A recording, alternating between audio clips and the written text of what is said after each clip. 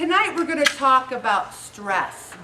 And we're going to talk about it in many different ways. We're going to talk about how it affects our eating, and I even have some tools. What good is saying don't get stressed out unless you have some tools to help you not get stressed out? Weight is not a food problem or a self-control problem. It's an emotional, lifestyle, and stress problem. We all know Whopper with cheese, salad with light dressing. You don't have to be a rocket scientist to say what's the healthier choice.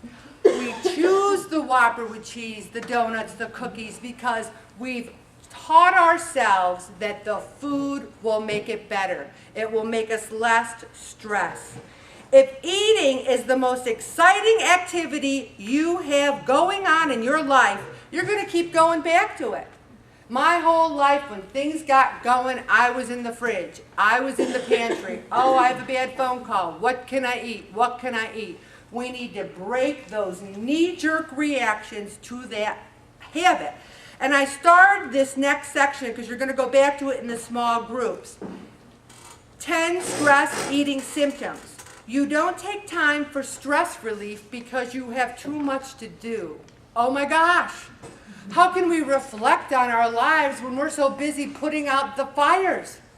You eat to reduce the stress and pressure. You eat too fast, you crave those carbohydrates.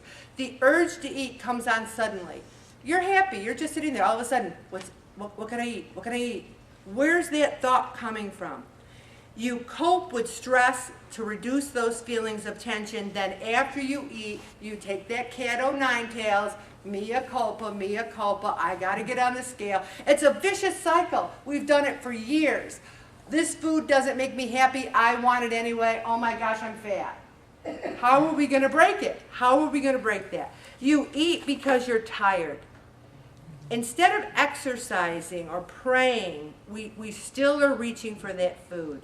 Stress drains our ability to pick ourselves up after life lets you down, unless you build stress resilience. One of my biggest problems is I live my life on a constant alert. I'm like this, okay, what's going to happen now? Okay, I'm ready. I'm alert. And that alertness is stressful in and of itself. When you're waiting for the other shoe to drop, even when it doesn't drop, when you're in that readiness, it's exhausting. The past 3.5 years, I've tried to teach myself that God cares, God loves me, God loves us, so that I don't always, I'm a member, remember, I'm a member, I'm not just a facilitator, I walk the walk with you guys. It's tough. Learn not to take things personally and avoid getting caught up in the drama of life's stressful challenges. Take things in stride. I walked out of work tonight with this guy, and his name, he's a nice guy. And he's just so calm. I said, how come you never let work get to you? And he goes, you know what? I don't let anything get to me. I go, why is that? He goes, because, you know, there's such bad things out there. There's such bad things in the world that if this is the worst thing that happens to me, I'm okay. I say that, in my mind I say that, but do I believe it? He believes it. He's calm. He's calm. I am not a jealous person, but I look at calm people and I want to be them. And I always think that there's two ways to go. You either not care about anything or you care about everything.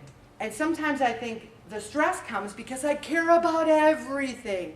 And I need to pick my battles more wisely. Do I need... Now, my sister, who's got the MS, she's not doing good. She's not. And I've cried a bucket of tears, and I've begged God to help her. That's very stressful for me, but what can I do?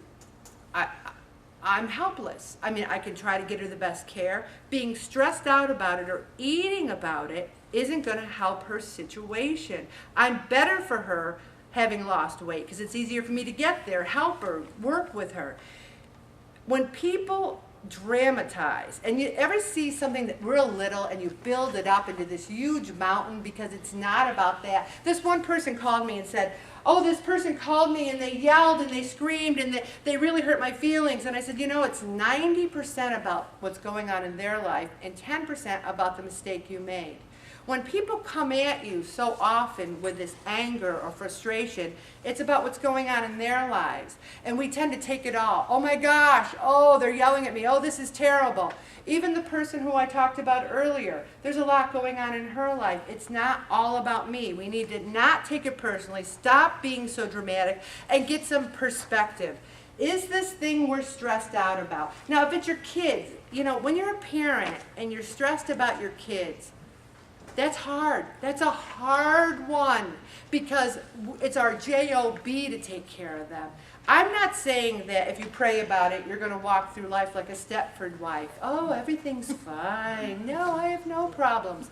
But what we have to do is learn how we can not eat over it, how we can pray, ask God to help, take deep breaths, and just realize that we have to be positive and try our very best to not let food be that temporary fix.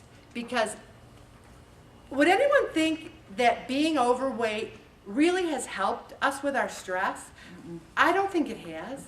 I really don't, because then we get here and we go, why did I let this happen? And then we might lose a little weight, gain a little more. People say I had a bad week. One thing I've learned to do is ride my bike when I'm stressed. Another thing is go for a walk, talk to a friend. We're going to talk a little bit more about psychological eating right now.